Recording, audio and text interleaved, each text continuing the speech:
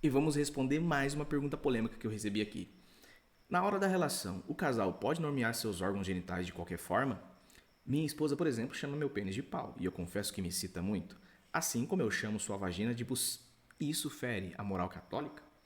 Bom, vamos lá. Primeiro eu quero trazer para vocês o que a igreja fala um pouco sobre sexo, né? Qual é a referência que nós temos. Por exemplo, do Catecismo de número 2362. O próprio Criador estabeleceu que nesta função os esposos sentissem prazer e satisfação do corpo e do espírito.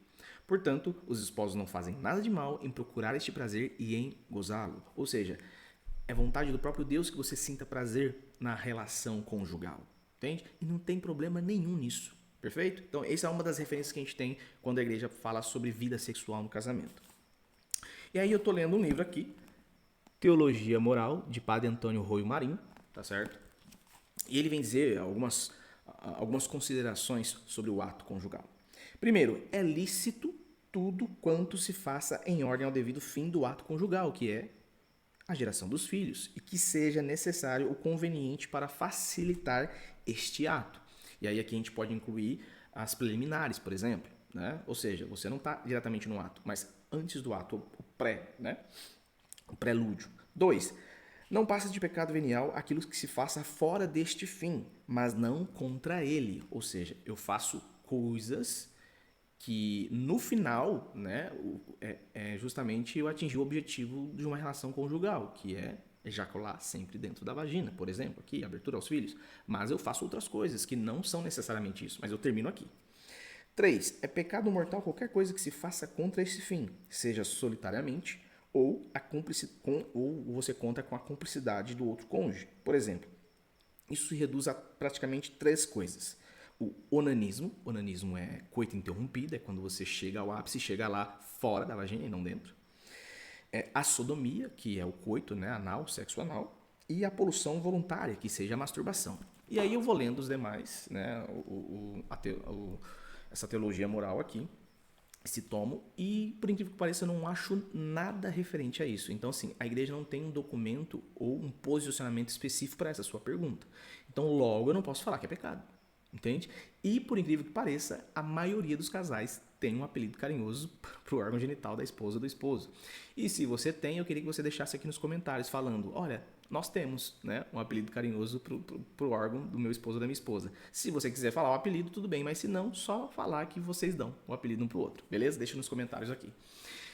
Para sua segunda pergunta, né, esses nomes específicos, é pecado, não é? Fere a moral, não fere? Mais uma vez, não tem nenhum documento falando sobre isso. Então eu quero te chamar para uma reflexão, certo?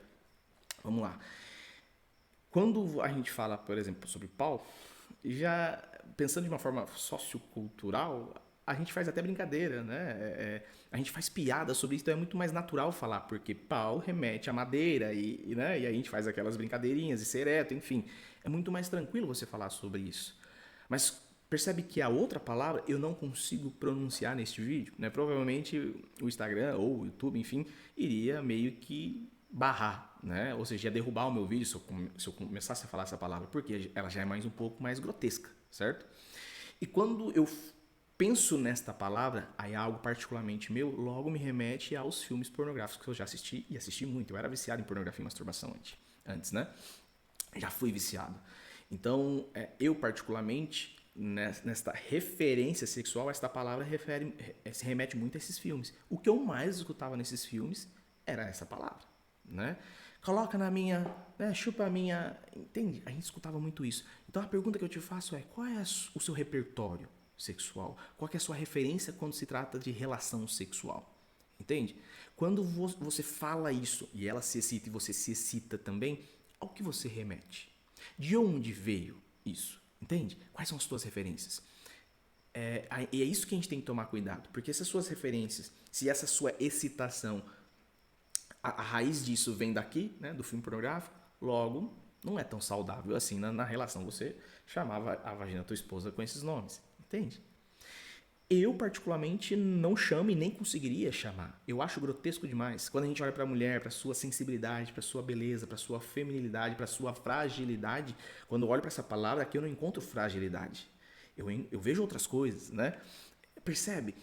A parte até da simbologia aqui na explicação, Então, não tem como eu falar é ou não é. Depende muito da tua experiência, depende muito daquilo que te motiva a falar esses nomes. Se a sua excitação, se você gosta de falar esses nomes e vir só de vocês isso, sem referência nenhuma, algo que eu acho muito difícil, né? Beleza, às vezes pode não ter problema nenhum. Mas o que é importante? Com o que a igreja se importa? Quando vocês forem ter relação, que vocês não percam o alvo. E qual é o alvo? O encontro de amor de vocês, entende? E quando eu falo esse encontro de amor, eu não estou excluindo o sexo gostoso, não, sabe? Aquele que você vai e faz para excitar, ou às vezes a sua rapidinha, né? Que às vezes acontece. Eu não estou excluindo esse sexo, só estou falando que você não pode perder o alvo. Quem está à sua frente é um filho de Deus, é uma pessoa que tem sua dignidade. E você não pode fazer com que ela perca essa dignidade. Você não pode olhar para ela e só ver um objeto de prazer. Você só não pode estar ali e pensar no prazer pelo prazer. Entende? É isso que eu estou falando. É a sua esposa. É alguém que você casou e falar, não, eu vou te amar. E ser fiel na alegria e na tristeza, na saúde e na doença, até que a morte nos separe. Ou seja, é uma pessoa que é importante para mim, que eu quero cuidar, sabe? Que eu quero amar, que eu quero proteger, que eu quero trazer segurança para ela. Então, é isso que vocês têm que entender. Esse é o alvo, sabe? O construir uma família, entende? Então, a igreja, a preocupação dela é justamente isso, né? Essa construção da família, esta união, esta unidade entre o casal e o construir a família, que é os filhos. Né? Essa é a preocupação. As demais coisas que vocês fazem entre quatro paredes é problema de vocês, não é problema da igreja. Entende? Claro, mais uma vez, sempre tratando o outro com dignidade. Você não pode ferir a dignidade do outro. Sempre preciso existir o respeito, tá? Então, qual é o conselho que eu dou aqui para vocês?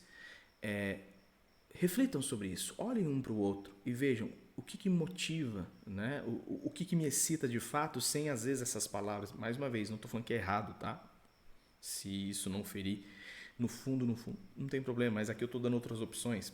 Eu quero que vocês percebam que o ser humano, para tudo na vida, relação sexual, trabalho, amizade, qualquer coisa, tudo ele vai trabalhando, toda a experiência humana é através dos cinco sentidos, né? Olhos, né? Ouvido, boca, nariz, tato. Então, numa relação sexual, por exemplo, eu posso me excitar muito bem através dos cinco sentidos. O que eu posso falar para o outro? O que o outro gosta de escutar, né? Igual vocês estão fazendo aí, que excita. Ou uma música de fundo. Através dos meus olhos, o que me excita quando eu vejo uma lingerie? Qual é a cor preferida? Né? Vocês já conversaram sobre isso? Amor, qual é a sua cor preferida? O que te excita mais? Que tipo de cor de lingerie? Que tipo de lingerie que você gosta, que você queria me ver, né? Entende? Perfume através do olfato, paladar, um vinho gostoso antes de ir para a relação, ou né, colocar algumas coisinhas no meio da relação, um leite condensado, alguma coisa assim, o tato, o tocar, né? Então eu gosto muito de falar aqui que o corpo do outro é como se fosse um mapa onde você está em busca do tesouro. E quais são esses tesouros, né, que são muitos?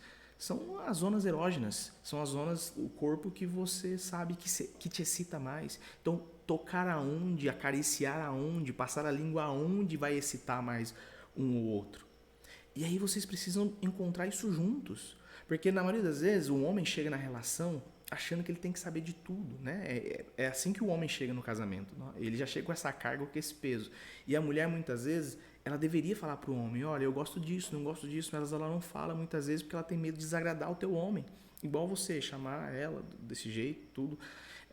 Às vezes ela nem gosta, às vezes ela faz mais para te agradar. Vocês já conversaram sobre isso? Entende? Então vocês têm que construir o seu próprio repertório. Eu e a Camila, nós construímos o nosso próprio repertório sexual. Que é o quê?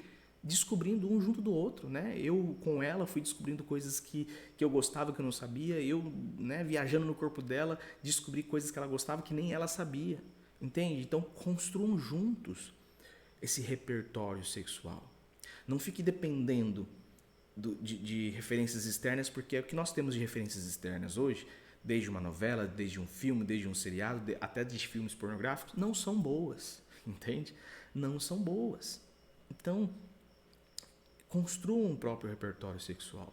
entre vocês, mas para isso é preciso muito autoconhecimento. Esse autoconhecimento só surge através da relação. Então, quanto mais sexo eu faço, melhor o sexo fica, tá?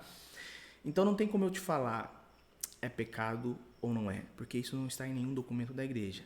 Eu, particularmente, não falo, nem falarei, né? Acho isso grotesco demais, mas isso é algo entre você e a tua esposa.